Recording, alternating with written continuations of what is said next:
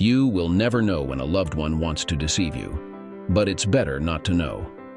A person can betray you at any moment, and the most important thing is to be ready for it, because you will never be able to predict it. I wasn't ready for my wife to cheat on me, but I knew for sure that she would pay for it. I met Cindy Albee in the second semester of our junior year at Florida State. Cindy was pursuing a double major in education and business administration, while I was working towards a degree in engineering. I was eager to be the first in my family to graduate from college and to proudly show my parents my diploma with my name, Todd Anderson, on it. Cindy aspired to become a school teacher and eventually move into educational administration. She told me that she chose education because both of her parents had been teachers and later school principals. Over the years, many of their former students had expressed their admiration for her parents, inspiring Cindy to follow in their footsteps. From a young age, her parents instilled in her the philosophy that people should strive to learn something new every day. I completely agreed with her parents' views on education because they closely aligned with what my own parents taught me. My parents owned a small farm and had 6 children. They were always looking for ways to save money. My dad instilled in me the value of learning how to fix things yourself rather than paying someone else to do it. Now, as a college student, I'm not only absorbing as much knowledge as I can from my professors, but also finding ways to finance my education. My parents couldn't afford to pay for my college, so I pursued a degree in engineering, as I excelled in math and science, and it felt like a natural fit. To help cover my expenses, I got a job with a local tutoring service, working about 20 hours a week. Although I still had to take out student loans, the job helped minimize them. I dreamed of designing beautiful buildings, but eventually I would set aside that dream for a new one. But that part of the story comes later. I first met Cindy when we were paired for a group project in our political science class. I'd noticed her on the first day of class, but never thought she would be interested in someone like me. She was stunning, 5'6", with a Rubenesque figure and long blonde hair. She had a captivating presence that made people want to impress her. All the athletes and super cool guys flocked around her. Cindy dated many of them, but never seemed serious about anyone. About halfway through the semester, our political science professor announced he was dividing the class into 5 groups of 6 for a special project. Initially, I was unhappy because group projects in high school often ended up with 1 or 2 people not doing any work. However, my feelings changed completely when Cindy was assigned to my group. "Hi, I'm Cindy Brandon," she said, extending her hand. I'm Todd Anderson," I stammered. "You don't sound very sure of that," Cindy laughed, not wanting to seem like a complete dork. I quickly pulled out my wallet and looked at my driver's license. No, I chuckled. "I'm definitely Todd Anderson." Then I showed her my license. She laughed aloud, and that marked the beginning of our relationship. For our assignment, we had to analyze a famous Supreme Court case assigned by the professor. We needed to explain the case, discuss the decision, evaluate whether it was a good one, and defend our stance. We were assigned the case of Marbury versus Madison, the first significant ruling by the Supreme Court, which had long-lasting implications. This decision limited the Supreme Court's powers, ensuring it wouldn't become more powerful than the executive or legislative branches of government. This ruling essentially shaped the Supreme Court into what it is today. As it happened, the other 4 members of our group were unreliable. 3 were on the football team, and the 4th dropped out of school just before the semester ended. Cindy and I ended up doing all the research and writing for the report. Although I could have been frustrated with the other group members for abandoning us, I was actually delighted because it meant I got to spend a lot of time with Cindy. We got along so well that we started dating and soon became exclusive. I hadn't dated much in high school or college because I never had much money, but that didn't matter to Cindy. She was happy to watch TV with me or go for walks. A picnic or a trip to the museum was a big date for us. I fell hopelessly in love with Cindy, and she seemed equally smitten with me. We got married right after graduation. The first 5 years of our marriage were mostly great. Our bed life was fantastic, and our new home, although small, was everything we dreamed of. Living in a new development, we quickly made lots of friends, making our social life fun. Cindy became an 8th grade teacher at a middle school in northern Palm Beach County, while I took a job with a major engineering firm in South Florida. However, as the years went by, I realized I didn't really enjoy engineering. As the junior engineer, I got all the lousy assignments. To distract myself from the boredom at work, I decided to pursue a master's degree. I was confident that with a master's my salary would increase, and I'd get more interesting projects. Instead, I received only a $500 bonus. Disappointed, I decided to pursue a PhD, thinking, forget them, I'll go further. Despite my boring job, I couldn't complain much. Cindy's job was going great, and we were very much in love. Financially, we were stable, and we started discussing having a baby. But as the saying goes, all good things must end. The first bad news was when my boss told me I was being transferred from design to inspections. The little design work I had was already dull, but inspections were even worse. The second piece of news, which I initially thought was good, was that Cindy was moving to a new school, West Jupiter High School, to head the guidance department. This promotion would later turn out to be a disaster. The third major event in my life was when Brock Turner became the principal at Cindy's school. He was a former NFL player who had played for 5 seasons with 3 different teams.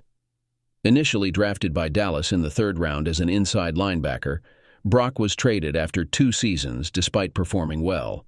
He then played for Seattle for 2 more seasons and was again traded, this time to Philadelphia, where he had a good season until a severe ankle injury in a playoff game ended his career. After realizing his football days were over, Brock tried television, leveraging his immense charisma. Unfortunately, it didn't translate well, and he was perceived as arrogant on screen, leading to his swift departure. He then worked as a customer service officer at a regional bank, where he excelled but left after 9 months due to his dislike of office work. Brock eventually found a role as a gym teacher and football coach at a suburban Philadelphia high school. Over 3 years, he advanced to assistant principal and head coach. Although the football team had a winning record, they never succeeded in the postseason. When the principal at Cindy's school retired, Brock applied and was hired. Initially, I was more fascinated by Brock than Cindy was, being in awe of his NFL background. However, after meeting him in person, my admiration turned to disappointment as I found him to be a self-centered narcissist. On the other hand, his wife, April, was charming, intelligent, and somewhat shy.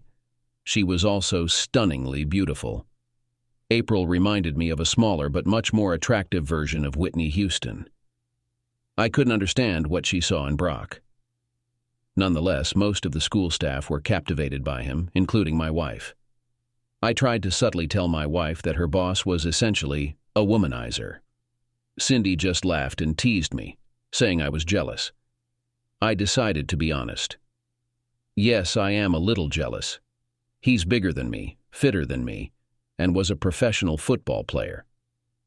Cindy hugged me and said, "You don't ever have to be jealous. He's only a couple of inches taller than you, and you're no slouch when it comes to fitness. So what if he was a football player? I married you." She reassured me, and our lives went on. Despite my discomfort around Brock, my wife insisted on dragging me to every school function, where we always seemed to end up sitting with Principal Turner and his wife, April. I was able to talk to her occasionally at these events, and I learned that Brock and April had been married for 3 years and had a little girl, Tiffany. At one of these events, I discovered just how much of a jerk Brock Turner was.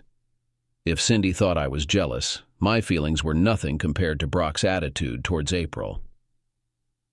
The incident occurred at the school district's Christmas party. Brock asked my wife to dance without even considering me. I found that disrespectful and was slightly annoyed that Cindy didn't check if I was okay with it. I watched for a while and saw Brock keeping a respectful distance while dancing with my wife. I moved over to chat with April. Brock and Cindy stayed on the dance floor for 3 consecutive dances, but I didn't notice because I was engrossed in a delightful conversation with April. I learned she was a part-time professor at the local community college, which had recently been upgraded to a 4-year institution. She taught French and German, Her mother's parents had emigrated from the Congo to France, and her father was German. Shortly before April was born, her parents moved to the United States. Since the college had only recently become a 4-year institution, they were in the process of hiring more staff. April hoped her part-time role would become a full-time associate professor position. As we talked, she showed me pictures of her daughter, who looked like a miniature version of April. I laughed as April shared one cute story after another about Tiffany's antics.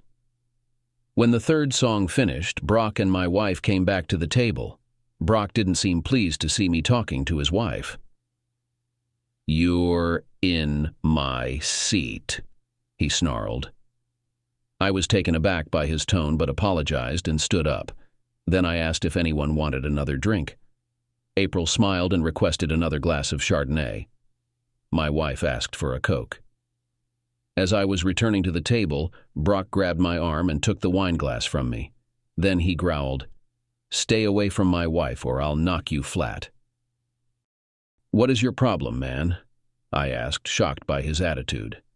"Just stay away from my wife," he said over his shoulder.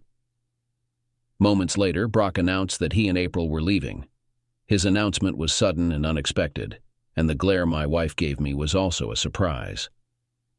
On our way home, Cindy confronted me. "What did you do to upset Brock?" "I didn't do anything," I snapped back. "You must have done something because he was really upset with you," Cindy insisted. "He threatened to knock me flat if I didn't stay away from his wife. I was just being polite and keeping her company while you two were off dancing without even asking if I wanted to join." "What's that supposed to mean?" Cindy challenged. "Forget it. This discussion is over," I said through gritted teeth. "I don't want to hear another word about Brock Turner." After the Christmas party, my discomfort with Brock turned into outright dislike. Still, I didn't want to cause any trouble because he was Cindy's boss. Luckily, after the Christmas incident, Cindy barely mentioned Brock again. About 3 months into the new year, the economy took a sharp downturn. The commercial and residential real estate markets were particularly affected. Initially, the company I worked for wasn't impacted because we had a backlog of projects. However, as weeks went by and no new business came in, everyone grew anxious. I kept my head down and continued working. But I knew that if the economy didn't improve, the company would eventually start layoffs. One day, Cindy came home excited because she had been appointed to organize a career assembly at school. I couldn't understand her enthusiasm since the students would likely only be interested in skipping class for a few periods. But Cindy was thrilled to have been chosen for the task, so I fully supported her. If I had known her excitement was because Brock had picked her, I might have been less enthusiastic. However, it turned out to be a good thing that I helped. Cindy had already arranged for presentations from an accountant, a lawyer, a nurse, a computer programmer, and several other professions. She asked if I could get an engineer from my company to give a short talk. I asked my boss the next day, and he escalated the request. The response was that if I wanted to take a personal day, I could go. Since it was to help my wife, I agreed. The school assembly was scheduled to last 2 hours, with 12 different professionals each given 10 minutes to talk about their field. However, on career day, 4 of the professionals either canceled or didn't show up. Cindy was frantic and on the verge of tears. I told her not to worry because I would fill in for the accountant, the lawyer, the auto mechanic, and the doctor. When it was my turn, I kissed Cindy and reassured her. As I ascended the stairs to the stage, I saw a group of high school students looking utterly bored. They hadn't left only because returning to class would be less appealing. As my slides were loaded into the audio-visual system, I began my presentation. "Good afternoon. Can everyone who's asleep please raise their hands?" Nearly every hand shot up, and the students erupted in laughter. I knew I had captured their attention. I hope what I'm about to share will pique your interest, and if not, at least my talk will spare you from class for a bit longer. The students cheered. With a deep breath, I continued. Though I'm an engineer, today I'll discuss several other professions as well. Plus, I'll offer some foolproof advice on achieving success in anything you undertake, including navigating high school with minimal stress. This elicited laughter from many students, though they visibly perked up.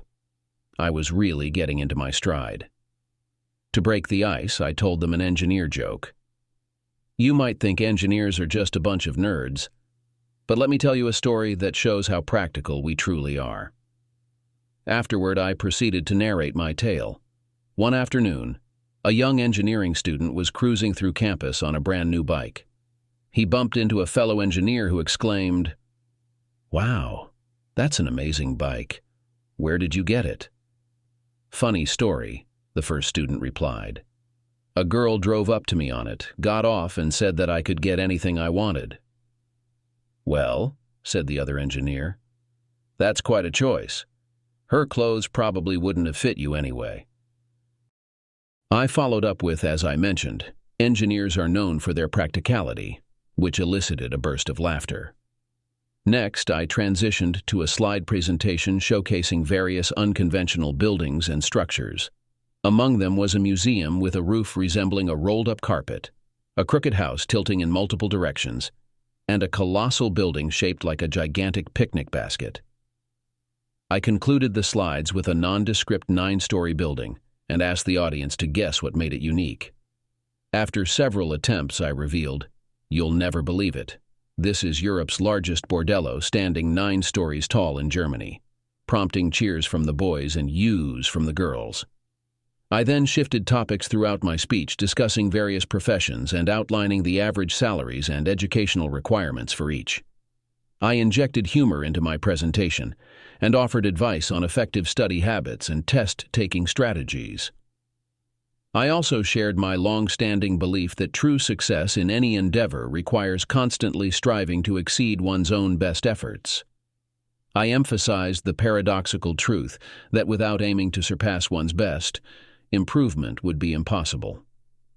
Additionally, I assured the students that there are no foolish questions and encouraged them to seek assistance whenever needed, emphasizing that it's those who refrain from asking questions or seeking help who limit themselves.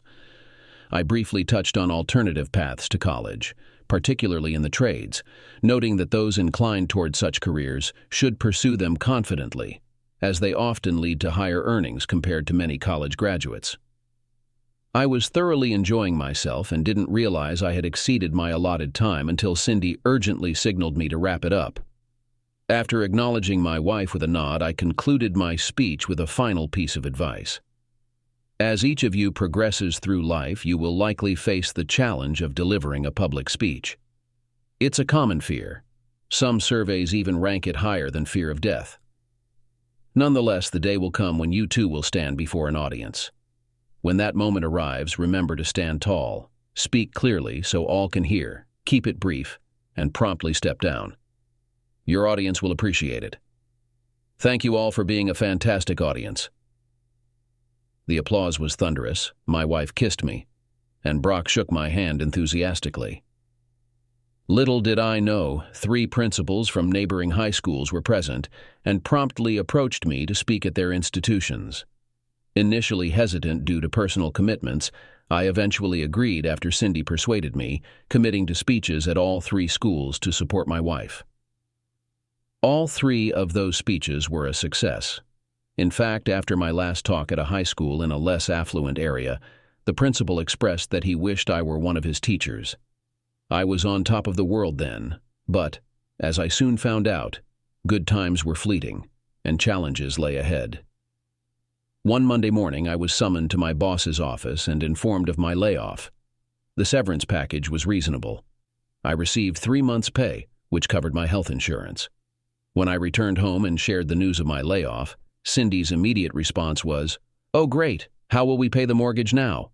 I stared at her and simply said, "Thanks for the support," before grabbing a beer from the fridge and retreating to our den, which also served as our office. As I fired up the computer to search for a new job, Cindy cautiously entered and apologized. She confessed she was scared about the possibility of losing our home. I embraced my wife tightly after sharing news of my severance pay from the company. "Don't worry, they've given me 3 months severance. I'm confident I'll land something before then." However, as the months passed and my severance dwindled, I struggled to secure employment, while Cindy increasingly urged me to find a job. Every day brought more rejections, amplifying tensions at home. I started to feel like a failure. Then, things took a turn for the worse. Alan Latter, the vice principal at West Jupiter High School, accepted a job in California and left abruptly. Cindy was promptly appointed to fill his role by Brock, our school superintendent. From then on, I had to endure constant praise for Brock and Cindy's rising career prospects, which only fueled my growing resentment towards Brock Turner. By the 4th month of unemployment, I sensed Cindy's diminishing respect for me. But unexpectedly, an opportunity emerged. I caught wind of a new program on the nightly news aimed at recruiting teachers for underserved areas based on life experience, rather than formal teaching credentials. Despite my ongoing job search in my field, I decided to pursue it. The starting salary was $3,000 higher than usual for a first-year teacher. The next morning, I promptly faxed my resume to the school board and secured an interview for the following day, keeping it from Cindy so as not to raise her hopes prematurely. The interview unexpectedly led to a job offer. Unaware at the time, my resume triggered a search of my name on an HR computer screen, revealing a video of one of my career speeches. This discovery swiftly propelled the hiring process forward. They offered me a teaching position at Riviera High School, the least desirable school in the county, situated in Riviera Beach. Despite the town's seemingly upscale name, it was far from affluent, plagued by decades of economic downturn. Riviera High School had the county's lowest academic performance, ranking last among 58 high schools, with only 6% of its students considered college-ready upon graduation. Despite the school's reputation, I accepted the offer to teach math and science courses. Excitedly sharing the news with Cindy that evening, I expected her to be supportive. Instead, she was visibly alarmed, urging me not to take the job due to safety concerns. Cindy recounted disturbing stories about the school, metal detectors at every entrance, roaming guards, and recent incidents where teachers had been attacked, even stabbed. She also pointed out my lack of teaching experience, doubting my ability to endure even a week in such an environment. After hearing numerous accounts from others and encountering many unsettling stories, I must confess I felt incredibly anxious on my first day. The appearance of the school exacerbated my nerves. It was dilapidated and worn out. Graffiti marred the front section, and even the interior walls were covered in tags. Students dashed through the hallways as if they owned them, while guards stationed themselves in every corridor and near each restroom. I had many plans in mind, but opted to ease into things and get a feel for the environment. Instead of diving into my lesson plan, I engaged the students with math and science games. These activities were straightforward and enjoyable, yet little did the students know they were subtly learning concepts crucial for their upcoming year-end exams. The school's first-year principal, Ben Carlson, was a no-nonsense figure in education. Standing tall at 6'3" and 240 pounds, his uncompromising demeanor made him the perfect fit for the role. Students quickly grasped that challenging him would be unwise. He upheld stringent discipline, a stance I fully supported. I particularly admired his initiative of segregating gang members into a dedicated class with rotating teachers and 3 guards. Those who violated rules received warnings before facing expulsion. By the 3rd week, the most troublesome gang members had either been expelled or left voluntarily. It might seem severe, but some students are harder to reach than others. My wife underestimated my endurance. Not only did I survive the first week, but by December I was thoroughly enjoying myself. I revamped my lesson plans with a fresh set of games, which the students really embraced. Other teachers started adopting some of my ideas, and it was paying off. By the end of the year, Riviera High School had improved its academic ranking from 58th to 51st, and I was nominated for Teacher of the Year. Though I didn't win, the nomination was an honor. However, Cindy seemed unimpressed with my teaching efforts. She kept pushing me to return to engineering, but I stood firm, expressing my love for teaching despite her dissatisfaction. Over the Christmas break, I decided to pursue the PhD that I had set aside due to economic challenges. While my interest in mechanical engineering waned, I found myself captivated by computers. Consequently, I chose to pursue a PhD in computer engineering. After learning about April's pursuit of her PhD at Florida Atlantic University, I explored their programs and decided to enroll there. I continued teaching at Riviera Beach High School for another year, during which our academic ranking improved further to 46th. Meanwhile, Cindy was appointed vice principal at West Jupiter High School. However, everything took a turn that summer. As our lives carried on, I received some positive updates. Brock had been promoted to deputy superintendent, and Cindy was in the running to become the new principal of West Jupiter High School. Despite my ongoing distrust of Brock, I was somewhat relieved that his new office was now located at the school district's headquarters. This meant Cindy no longer had daily encounters with him, though she still made a weekly trip there, which I initially found unsettling but later realized was customary for new principals. Meanwhile, I continued my studies at FAU, which was a 40-minute drive away. Since April was also pursuing her PhD at FAU, I proposed that we share rides. April liked the idea, but when she mentioned it to Brock, he reacted angrily. He called me right away and made threats, which didn't surprise me. I had anticipated he would reject the idea, but not with such hostility. Nonetheless, I was disappointed because I enjoyed April's company and thought carpooling would have made our commute more enjoyable. Despite this setback, April and I usually managed to grab coffee together during our breaks, sometimes joined by others, sometimes just the two of us. Initially, our conversations were casual, but over time they deepened into discussions on various topics. Despite Brock's occasional jealousy, April and I developed a strong friendship. She even suggested that I apply for a position at the newly established 4-year college. I thanked her for the recommendation, but explained that I was being considered for the head guidance role at an upcoming high school. Through these coffee meetings, I gleaned insights into April and Brock's lives. April graduated with top honors from Stanford, before returning to her parents' home in Philadelphia. She met Brock at a charity event and initially didn't find him appealing. However, his persistence paid off, and they began dating. Soon, April fell deeply in love with him. Brock's protectiveness over April was evident in how he deterred any man who showed too much interest in her. A year after their marriage, Tiffany was born, although April did express some frustration that Brock didn't spend much time with their daughter, and lacked patience with her as he had hoped for a son. "I can't believe it," I chuckled. "Your daughter is such a sweet kid. If Cindy and I have a girl, I hope she turns out just like Tiffany." "Thank you," April replied, giving me a kiss on the cheek. One evening during class, our teacher fell ill and had to leave early. I could have left about 20 minutes earlier myself, but instead, I chose to stay and have coffee with April. I was already in the cafeteria when April entered with a group of her classmates. I lifted the cup of coffee I had bought for her, and she made her way over to where I was sitting while her classmates went to get their own drinks. "You really didn't have to do that, Jacob," she said, smiling. "It was no trouble," I returned her smile. "I've been here for about 15 minutes already. When I went back for a refill, I realized your class would be on break soon, so it was no bother at all." "Did your class end early?" April asked, blowing on her coffee. "Yeah, the teacher wasn't feeling well." April was quiet for a moment before speaking softly. "I envy you, Jacob. I should be further ahead, but Brock hasn't made it easy. Now he's pushing for another baby, hoping for a boy.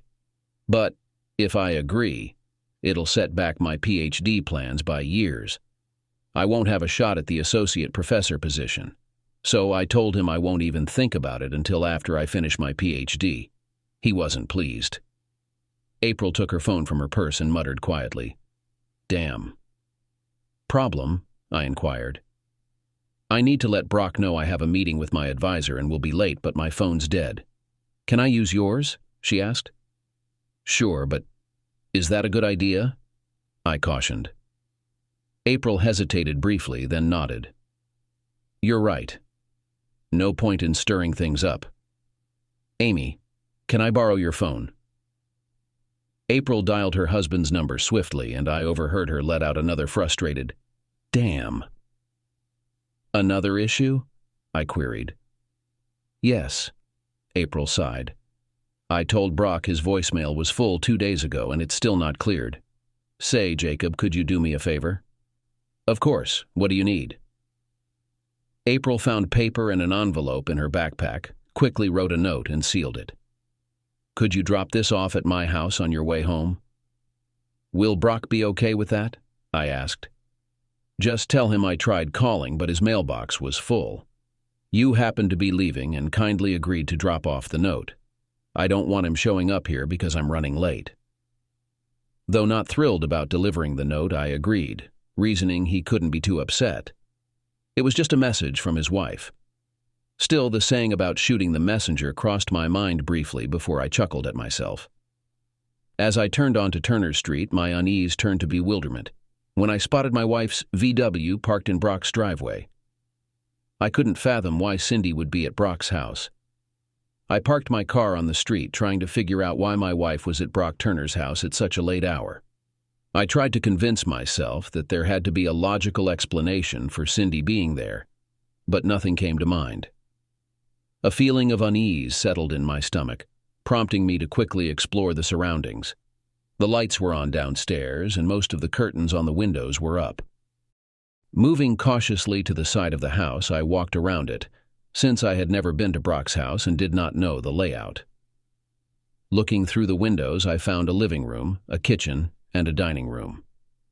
Walking around the back of the room, I noticed that the curtains in the fourth room were partially drawn, and one window remained slightly ajar.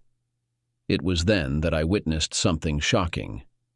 Brock was sitting on a chair, putting on his protection. The next moment, my heart sank even more when Cindy appeared in the frame. Without hesitation, I took out my phone and turned on the video camera. "Come here, my little thing, and let me do something to you," Brock growled. I stood there, unable to move. My wife was cheating on me. I felt like I was going to be sick, but what I heard next was even worse. "Let's go upstairs. We have time until April gets back," Brock said as they parted. "When can we be together all the time?" my unfaithful wife asked. "Soon, baby," he replied, hugging her. "I need to sort out my finances first. I can't afford to lose everything because of April." Cindy giggled and headed for the stairs, Brock following her. I stumbled back to my car and drove to the nearest parking lot. There, I burst into tears and screamed in pain. How could Cindy betray me like that? I asked myself. We were planning to start a family, and now she hopes that she will get pregnant by her lover. When the initial shock passed, anger gripped me like never before. It became clear that my marriage was over. The only question was how much suffering I could cause them both. I had a video, but I doubted it would have caused them much suffering if they were in love. But my thoughts of revenge were interrupted by the need to warn April. According to Brock, he planned to leave his wife quite a bit. I should have told her about it. I rushed back to FAU faster than ever before. I was filled with anger and tears the entire drive back to campus. Despite making good time, I feared April might have already left. Relief washed over me when I spotted her car, among about 24 others scattered around. 10 minutes later, April emerged, and I stepped out to greet her. She immediately sensed my distress and grew deeply concerned. "Is everything okay?" she asked urgently. "Has something happened to Brock or Tiffany?" I shook my head. Physically, they're fine as far as I know, but I have some incredibly difficult news to share. Your husband and my wife are having an affair." "That's not funny, Todd," April snapped. "I know you don't like Brock, but I won't tolerate lies about him." "I wish it were a lie. I wouldn't believe it myself if I hadn't seen them and recorded it." April dropped her bags and started to tremble. I gathered her things and said, "We need to talk.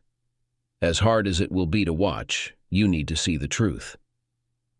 I led her to the passenger seat of my car, played the video, and handed her my phone. April began to sob uncontrollably before the video had even finished. I took back the phone and knelt beside her. "I know this is overwhelming," I sympathized, "and you haven't had time to process it all, but I've already decided to divorce Cindy. Brock mentioned in the video that he plans to hide his assets before divorcing you." "I didn't catch that," April said, confused. So I replayed the video. After watching it a second time, April's shock turned to anger. "I've heard rumors about Brock before and during our marriage, but I never believed them. If he thinks he can leave me high and dry for your wife, he's in for a surprise." April then realized what she had said and apologized. "I'm sorry for calling your wife that." "You're just being honest," I replied. After ensuring that April had safely driven home and sending her and her husband a copy, I headed home myself. By the time I arrived, Cindy was already asleep or pretending to be. I didn't mind which. I went to our study, powered up the computer, and started strategizing the end of my marriage. The next day after Cindy left, around 8:30 a.m., I was already showered and prepared to handle our finances. Before leaving, I searched online for a divorce attorney and scheduled an appointment for the following day. Cindy and I didn't have many assets. Our house had minimal equity, so I decided it should be sold, or Cindy could buy me out. We had joint checking, savings, and investment accounts totaling about $75,000. Cindy had a retirement account with the Florida retirement system, and I had a 401k until recently joining the FRS. Our two retirement accounts were approximately equal. In my view, dividing our assets seemed straightforward. However, I needed to consult with my lawyer to fully understand my legal position. Knowing Florida was a no-fault state, I understood my video wouldn't be relevant legally, but it might persuade Cindy to agree to the divorce if she contested it. By 10:00 a.m., I had divided everything I could and began searching for a small apartment. I found a one-room efficiency in Lake Park and rented it. Returning home, I started packing my belongings. By around 2 in the afternoon, I realized my new place wouldn't fit everything. So I rented a nearby self-storage unit as well. If Cindy noticed anything missing, she didn't mention it. I stayed in the den, preparing for a potential new job offer. I slept on the couch there, and Cindy was gone by the time I woke up. The next day, I met with my divorce lawyer, Alicia Smithson. She was a no-nonsense, middle-aged woman. After explaining Cindy's actions and showing her the video, she advised that the video wouldn't be useful in the divorce and warned against posting it online, citing potential legal consequences. That evening, I waited for Cindy to come home so that we could discuss our problems. About 9 o'clock, she arrived and quickly walked past me into the living room. "Cindy, I need to talk to you," I called out to her. "I'm tired and I want to take a shower," Cindy replied, heading for the stairs. "I don't care, you just got back from Brock's," I snapped. "I need to talk to you right now." Cindy stopped abruptly at the bottom of the stairs. She turned to me and demanded, "What the hell are you talking about?" "Come in," I motioned, getting up from my seat. Cindy cautiously entered the living room. "I suppose you should apologize for the way you talked to me." "I don't think so," I replied, opening my laptop and running the video. Cindy and Brock appeared on the screen instantly. Cindy watched him for a moment before closing the lid. "Now that you know about us, I don't have to hide it anymore," Cindy said unapologetically. I chuckled. "Cindy, do you remember when you said that people should learn something new every day?" "Yeah, so what?" she snapped. "Well, it looks like you didn't understand when I warned you about Brock. He's got you in his hands now." "You don't have to be cruel," Cindy retorted angrily. "I know it hurts your pride, but Brock suits me better. I was hoping that we could still be friends." I laughed.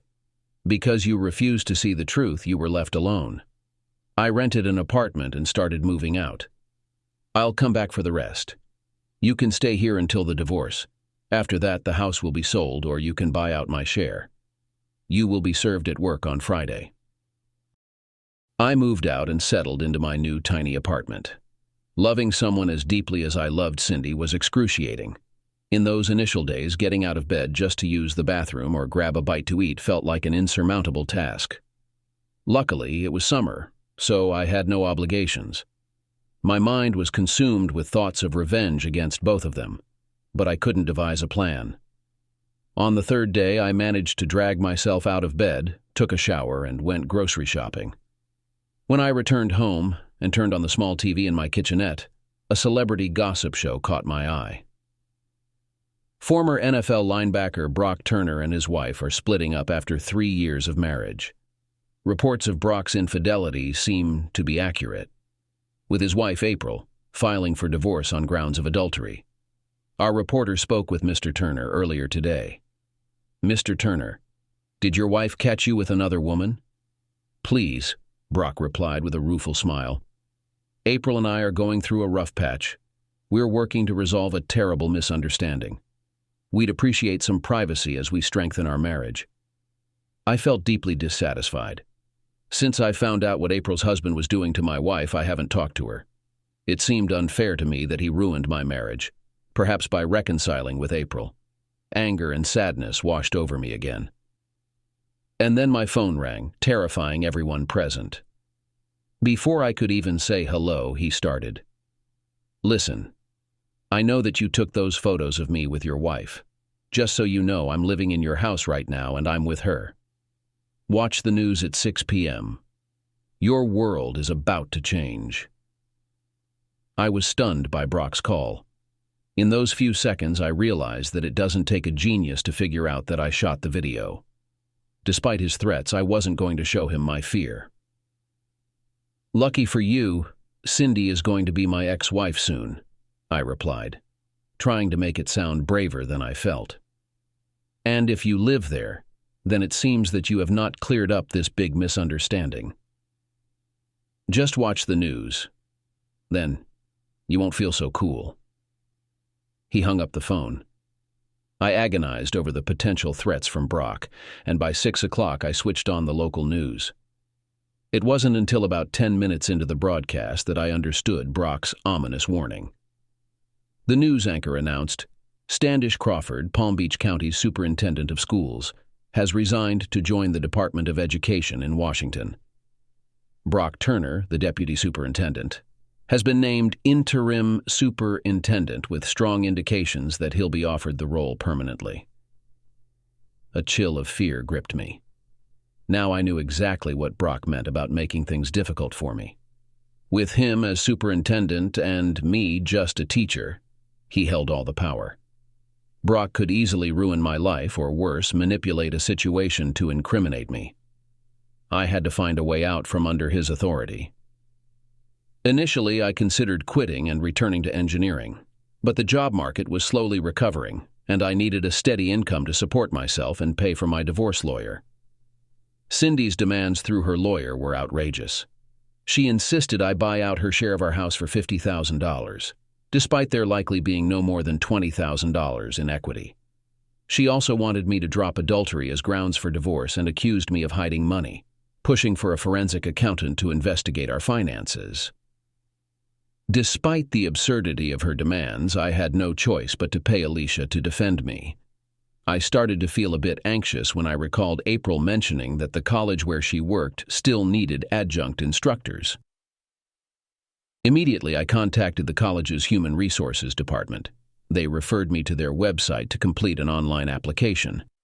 To cut a long story short, after reviewing my qualifications, they hired me to teach algebra, pre-calculus, and calculus on a 1-year contract.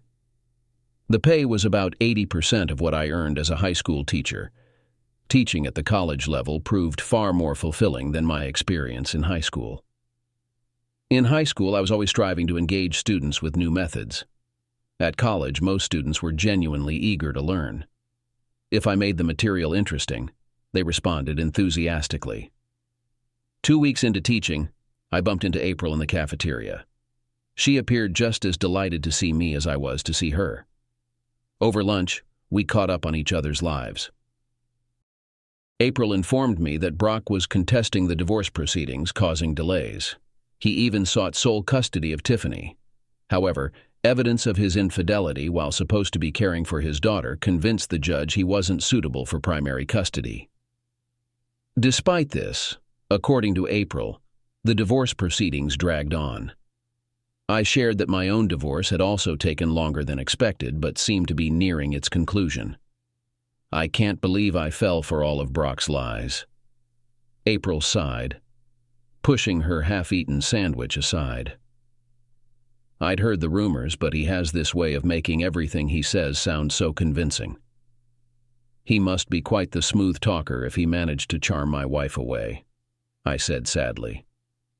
Cindy always said you should learn something new every day, but that's one lesson I could have done without. I'm really sorry this happened to you, Todd, April said, taking my hand. You're one of the kindest people I've ever met. Since that first lunch together, April and I started having lunch almost every day, often followed by afternoon coffees, dinners, and other outings. I found myself falling for April, but I didn't want to risk our friendship. Yet, I wanted more. So when the circus came to town, I took a chance. The circus is in town this weekend, I mentioned one day over lunch. I was planning to take Tiffany, but she's been struggling, April said sadly. She's still confused about why her dad doesn't want to see her. He told me that if I went through with the divorce, he'd pay child support but have nothing to do with Tiffany. I hope you won't take offense, but Brock is a grade A jerk, I said with a hint of bitterness, then smiled. But hey, if you'd like to go, I'm pretty sure the two of us can handle a 4-year-old. Our day at the circus turned out to be a great success. Besides enjoying the performances, there was also a small fair. By the end of the day, April was holding one of my hands while Tiffany clung tightly to the other. Tiffany proudly clutched a stuffed unicorn I had won for her. When we arrived at their house, I escorted them to the door. I intended to kiss April on the cheek, but she pulled me close and kissed me squarely on the lips. I embraced her and returned the kiss. As we parted, I felt Tiffany tugging on my pants. I want a kiss, too, Tiffany said, reaching up with her free arm. I lifted her up and kissed each of her cheeks. Thank you for letting me join you and your mommy, and thank you for being such a good girl today. Tiffany beamed at the compliment. Just as I was about to set her down, April asked, "Would you like to stay for dinner? It's nothing fancy, just Tiffany's favorite, pagettis." I love pagettis, I replied, lifting Tiffany back onto my hip. And I'd love to have dinner with you two lovely ladies. Tiffany managed to keep most of the tomato sauce on her face and hands. I chuckled each time she slurped another strand of spaghetti. While April cleaned Tiffany's face, I tackled her hands. At one point, she grabbed my hand and compared our skin tones. Then she asked, "Why is my skin dark and yours isn't?" I glanced at April, who wore an amused expression before answering, "Because it makes you and your mommy much prettier than me." "You're silly," Tiffany giggled. "Boys aren't pretty, they're handsome." "Do you think I'm handsome?" "Yes, and mommy thinks so too." "All right, young lady. Enough of that," April interjected playfully. "It's time for your bath and bedtime story." After her bath, Tiffany asked if I would read her a story, and I gladly agreed. In fact, I read her 2 stories, using different voices for all the characters. Tiffany loved it, but insisted on a goodnight kiss before settling down. After Tiffany fell asleep, April and I sat on the couch, enjoying wine and discussing teaching. Suddenly, after April put down her glass, she took mine and put it next to hers. Then she leaned over and kissed me. I was stunned to be kissed by this amazing woman whom I often thought was one of the most beautiful women I had ever seen. April kissed me hard and then stood up, pulling me with her. "We have to take this to my bedroom," she said, leading me through the house. After that night, April and I became close, although we decided not to move in together until our divorce was finalized. My divorce was finalized first, and I felt relieved when the date of the final trial approached. Sitting in the courtroom, I watched Cindy walk in on Brock's arm, a smug smile on her face as she snuggled up to him. Brock grinned at me, especially after he kissed her before taking his seat.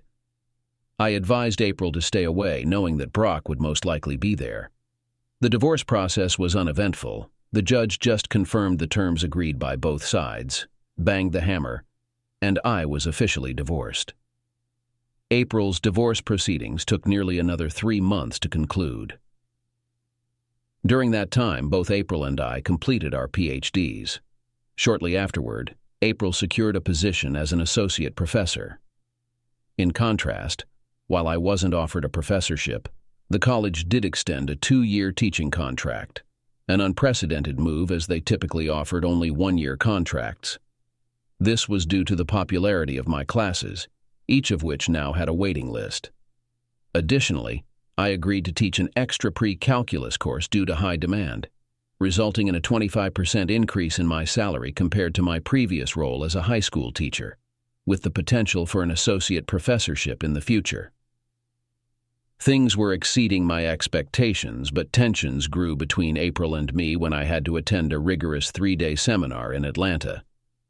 The meetings lasted all day with only brief 5-minute breaks. Evenings were occupied by group study sessions that often ran late. Each day left me drained, and I repeated the cycle the next morning. I had informed April about my schedule, so she understood. However, Tiffany couldn't grasp where I had gone and why I hadn't called. When I finally returned, Tiffany practically jumped on me as soon as I walked in. She was in tears over my absence. I tried to explain where I had been, but Tiffany didn't settle down until I gave her the pink stuffed dragon. One of her favorite books was Rainbow Dragons, and her preferred dragon from the story was the pink one, surprisingly named Pinky. When I handed her the dragon, she squealed with joy and showered me with kisses. After Tiffany had calmed down, we sat down for dinner. Kids say the most unexpected things. Tiffany turned to me and asked, "Why don't you live here? I want you to be my daddy." "Well," I replied, glancing at April, who was smiling broadly, "I would love to be your daddy, but I'm not sure what your mommy would think about that." April, still beaming, chimed in. "Her mommy would be thrilled if you became Tiffany's daddy. But there's a condition. You'd have to marry me first." "Really? You'd marry me?" I asked incredulously.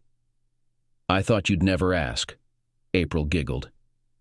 "We had a simple wedding ceremony with only a few close friends, my dad and April's mom. My own mother had passed away when I was 9, and April lost her dad when she was 15. I was overjoyed. I knew Cindy had left me to upgrade, but I genuinely felt like I had come out ahead. Sure, Cindy was now with a former NFL player, but I was happily married to the most wonderful woman I had ever met, who also brought a precious daughter into my life whom I loved as my own. During the divorce process, Brock constantly harassed April. It was clear he desperately wanted her back, swinging between begging and making veiled threats. Yet he never crossed any lines that the police could act upon. Cindy was still with him, reportedly thrilled. I almost pitied her, knowing her new partner would eventually reveal his true nature. When Cindy betrayed me, I was devastated and consumed with anger. Revenge consumed my thoughts until I began reconnecting with April, and my anger subsided, along with my desire for vengeance. Fate, however, had its own plans for revenge. Shortly after our marriage, April and I decided to sell her house and buy a new one closer to the college. Opting to sell it ourselves, we were fortunate to secure a buyer within days.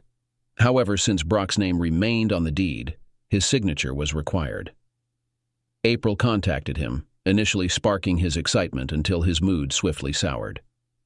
When April explained her intention to sell the house to move closer to college, he refused to sign, being his usual unpleasant self. April, however, was prepared and reminded him that their divorce decree mandated he either sign or buy her out. This infuriated him, and he abruptly ended the call. The next day, though, he called back and agreed to sign the contract. In the end, April offered Brock something from home. He refused, leaving her to clean up everything herself. It turned out that emptying the house took a lot of effort. Finally, we left the basement where I made an amazing discovery. April took out a box with various things, at the bottom of which was hidden an old model laptop that belonged to Brock. She assumed he got rid of it by buying a new one about a year and a half after he became principal of West Jupiter High School. April asked if I could fix the laptop so Tiffany could use it. I assured her that it shouldn't be a problem if it still works. That evening, after charging the battery, I was surprised to find that the laptop was not only turned on, but still contained files. I originally planned to wipe the laptop, but decided to go through the files first in case April wanted to save anything, in particular photos of Tiffany and April. However, what I found turned Brock's image from an ordinary fool into an image of a world-class man. There were several photos and videos of April and Tiffany among the files, but most showed women Brock had been in a relationship with. Each file was accompanied by a brief description detailing the length of each affair and Brock's personal assessments of the women involved. Although I didn't know most of the women, 5 of them were familiar to me. One of them was the wife of the Dallas quarterback, a world-famous model. I remembered that the couple broke up shortly after they met, and Brock was sold shortly after that. Now, everything has fallen into place. The other 4 women were teachers at West Jupiter High School, 2 of whom were married. Cindy was among those who were married. What made these teachers different was that Brock communicated with all of them at the same time. There were 6 photos and 2 new videos with my ex-wife. The last videos were even more shocking than the one I recorded. I couldn't understand how my once loving wife had turned into such a promiscuous woman. However, what Brock wrote about Cindy amused me.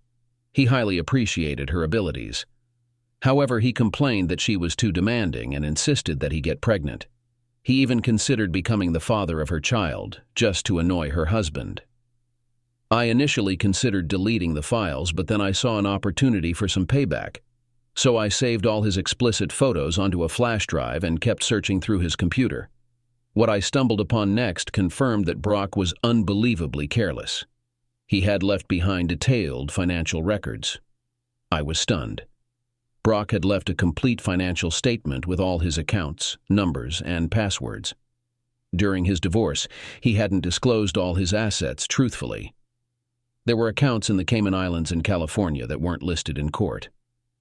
After going through everything, I called April over. First, I showed her the photos of the women her ex-husband had been involved with, and then his financial documents. I couldn't tell which made her angrier, the women or the money, but ultimately, I think it was the former. It turned out Brock had been intimate with her maid of honor, all the bridesmaids, and even her cousin. Things moved quickly after that. April took Brock back to court for hiding assets. He could have faced jail time, but instead the judge awarded April 65% of the undisclosed assets. A substantial part of the extra money went into a college fund for Tiffany. Another portion helped with a down payment on a house near the college campus. I had been living in a small apartment since my own divorce, so my expenses were low. With my savings and what I got from my divorce settlement, I managed to match April's down payment. I hadn't yet determined what to do with Brock's top 10 list, but I kept the flash drive in my pocket while I pondered. It would have remained there indefinitely if not for what happened at a college fair in West Palm Beach's convention center. I had been invited as a speaker, and April had skipped a class to accompany me. The fair featured around 40 colleges of various sizes, each with booths set up. Seniors from nearby high schools were bussed in for the chance to converse with college representatives. Additionally, there were seminars on crafting successful college applications, selecting majors, and strategies for college success. I was seated with our college's representative when I recognized the voice of someone I loathed, Brock Turner. "Hey, Cindy, take a look," Brock said, a smirk on his face. "It's your pathetic ex-husband."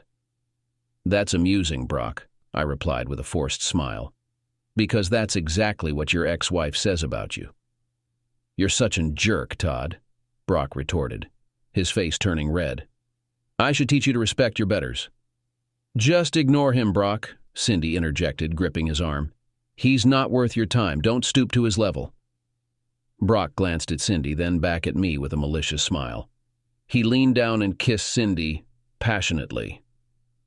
She melted into his embrace. When they broke apart, Brock smirked at me. That moment solidified my decision. As they prepared to depart, I beckoned Cindy over. Cindy, I came across these photos of you on the computer. I thought you should have them. You always emphasize the importance of learning something new every day. She accepted the flash drive with a muttered, "Thank you." Unbeknownst to me, April had witnessed the exchange and approached. She hugged me and gave me a quick kiss on the lips. "I'm sorry I was away so long, honey." "What the heck?" Brock exclaimed, his face displaying shock. His expression turned crimson when he noticed April's pregnant belly. "Oh, hi, Brock," she greeted cheerfully. "Were you catching up with my husband?" Brock took a step towards me but reconsidered as a security guard passed by. He walked off with Cindy, glancing back several times, clearly unsettled. Later that night, April and I lay in bed while I rubbed lotion on her stomach. We paid little attention to the news until a new story caught our ears. Police responded to an incident at the residence of School Superintendent Brock Turner tonight, described as a domestic violence call. Details are scarce, but Mr. Turner sustained a non-life-threatening knife wound. Currently, he's hospitalized and Cindy Albee has been taken into custody. I looked at April and grinned. I guess Cindy learned something new today.